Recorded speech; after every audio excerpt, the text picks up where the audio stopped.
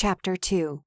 Despite my best effort to roll like I'd imagined, the wind burst from my lungs when my body slammed to the ground, even with the snow's padding. I plowed through the drift, every muscle tensed as the eternal roll carried me toward what I was certain would be my end.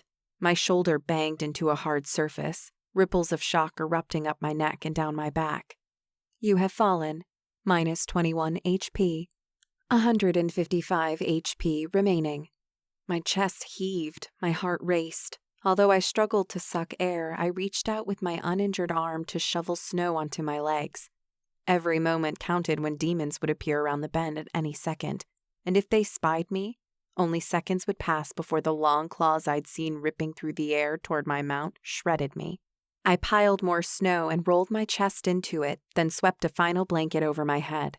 My lips moved in silent prayer to mighty Solara that the demons would pass without notice, that the saddle sat somewhere unseen, and that Tippy would find someone ahead who could help him.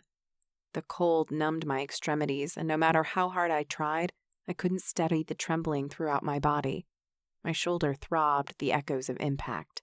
Cut off by the surrounding foothills, the wind had regressed to a whispering breeze, so when the demon onslaught passed, I heard their progress in terrifying detail.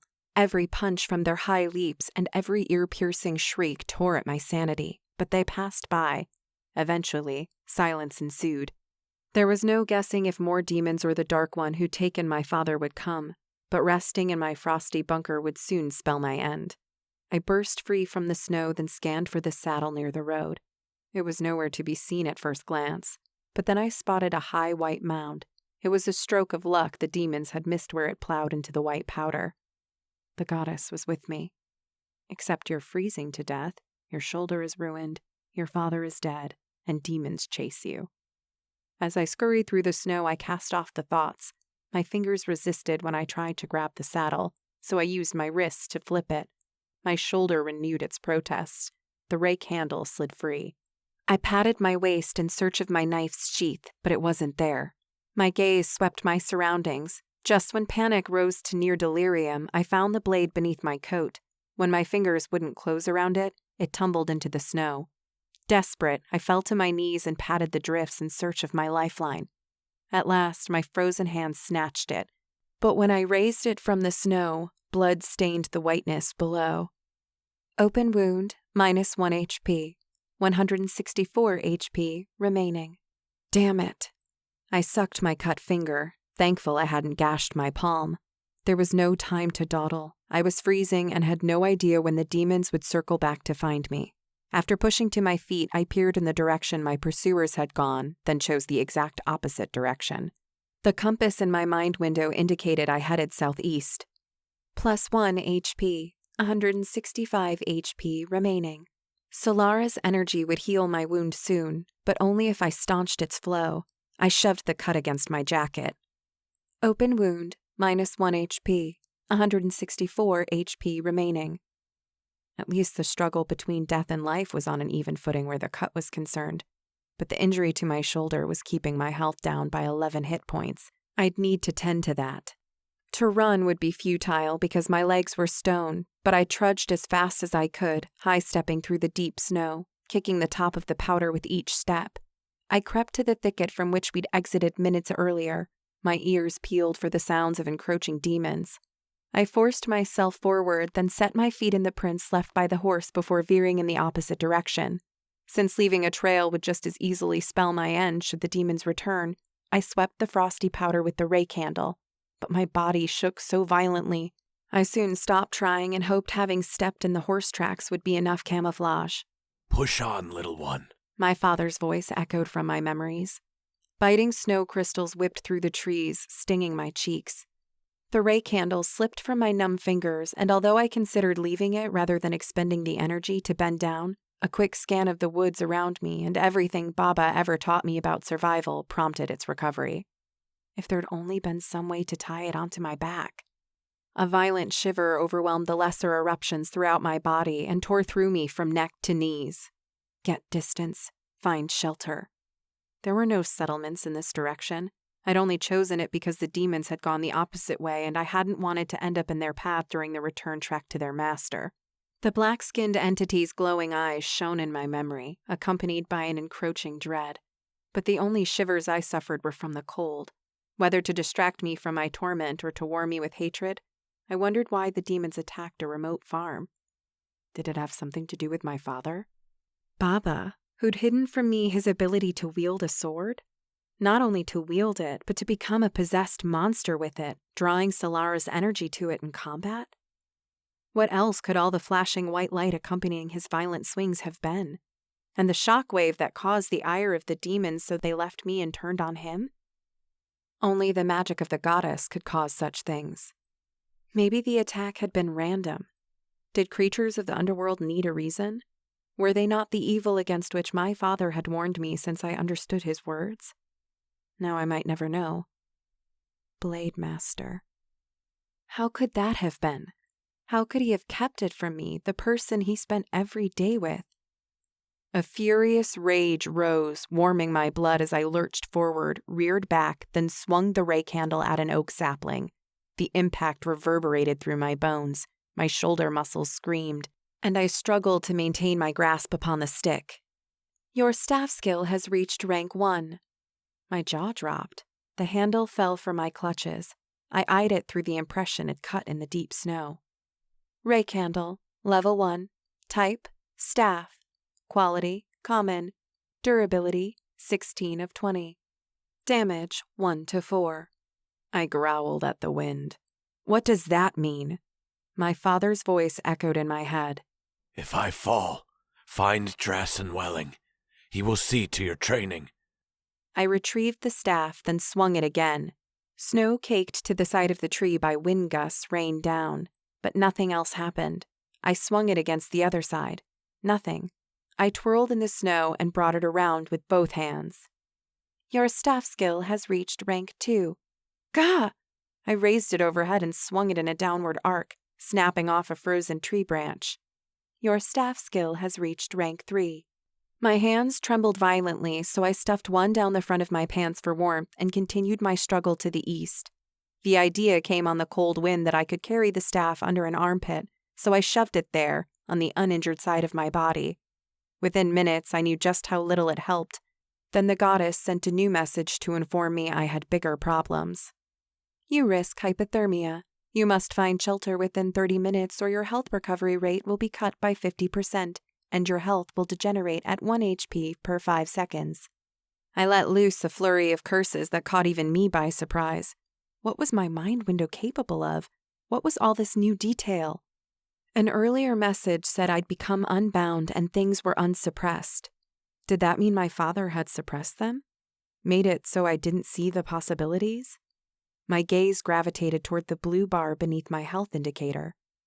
Mana, 140 of 140. What did that mean? Why did I have that amount? I eyed the health bar. Health, 127 of 176. My health was deteriorating. I checked the finger wound but spied no fresh blood, so the shoulder wound loss of 11 HP combined with the losses from the cold were piling up. New tabs had appeared across the top of the gold-trimmed mind window interface. I focused on the Attributes tab. A picture of me hunched over in my garb displayed in a frame on the left. A bunch of lettering appeared on the right. Contessa of Milbury. Level 2 Human. No class selected. Strength 13. Dexterity 3. Intelligence 6. Wisdom 2. Constitution 13. Charisma 6. I didn't know what any of this meant, but little icons rested next to each attribute, so I focused on one. A feminine voice I'd never heard before filled my ears and caused me to jerk. Was this the goddess, talking to me directly? Strength represents the maximum weight you can carry and damage inflicted during melee combat. Strength also determines damage mitigated when blocking with a shield. Strength has no impact on ranged weapon use. That was self-explanatory now that I'd heard it. I listened to the others. Dexterity determines your chance to dodge attacks, how much damage is inflicted with ranged weapons, and ranged accuracy. Melee damage for classes in the assassin tree is decided by dexterity, whereas strength determines damage inflicted by other melee classes. Intelligence determines the size of your mana pool. the amount of health restored by healing spells, and damage inflicted by magical attacks. Wisdom replenishes your resource pools. The detail level of your inspection skill is impacted by your level and the number of points spent on this attribute. Constitution determines the amount of damage you can take and is reflected in your health pool via hit points. If your health falls to 0, you will die. She sounded entirely too happy about that last part. Charisma is one factor in determining how others respond to you. A high charisma score results in better trade outcomes. Beings with high charisma might escape dangerous situations or convince people to see things from their point of view. When I'd focused on my father, I hadn't seen any of these attributes, just power ratings, and I didn't know what those were. Why couldn't I see the things my interface showed me about myself? I had much to learn about this expansion of my mind window, and my father hadn't warned me or explained any of it. I assumed my strength and constitution ratings were the products of my farm labor, pitching hay, plowing fields of mookenberries and potatoes, and nailing boards back into place in an aged barn. If that was true, then my intelligence left something to be desired. And my wisdom? I didn't want to think about it. Another violent shiver dragged me back to the present, and wisdom dictated I needed to find shelter. The pole dropped from my armpit, and just as I bent to pick it up, voices came on the winds pushing through the trees. Do demons talk? A new message appeared. Your shoulder wound has healed, plus 11 HP. I wound it in a circle to validate the announcement. Then I took refuge behind the thick trunk of an aged oak tree. I twisted to peek around. At the edge of the tree line, a figure on horseback rode into view. With the black hood it wore, I couldn't see if it was a man or woman, but the way my knees were knocking together, I didn't care. I stepped out from cover, then froze when another rider appeared. Then another. My gaze darted toward a sheath hanging on the side of the lead rider's horse, with a huge sword's pommel jutting from one end. Baba's voice echoed in my mind again. Trust no one. Our farm had been one of many liberated from an iron-handed governor in recent months. Despite our isolation, it had been commonplace for the king's chosen regent's troops to visit the farm to collect the fruits of our labor.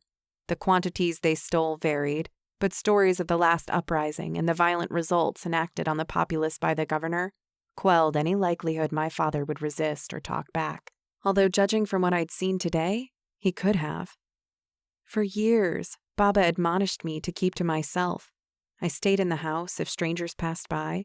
Trips to trade the furs and meat we bagged from deer and elk in the woods were made without me, and I was ordered to stay inside when he was away. He told me the governor's men had no scruples about visiting atrocities on a teenaged girl. But now that his suppression had been removed and the little blue bar in my mind window rested in my field of vision, I understood I hadn't gotten the whole truth. In Rubal, the continent on which we lived, a boy king named Constantine Luttrell III carried on a tradition started by his grandfather. Because foul magicians brought chaos and disharmony to another land whose name I didn't even know, laws were decreed forcing magicians throughout Rubal to register their abilities with the crown. The mere appearance of a mana pool was cause for registration. Those who made themselves known were monitored and controlled. Outside the universities dedicated to human casters, they risked trouble. My father was never specific about what kind of trouble they might come to, but his tone was clear enough. It was the worst kind. Now that the blue bar was there for me to see, I understood it wasn't just the governor's troops from which Baba had hid me.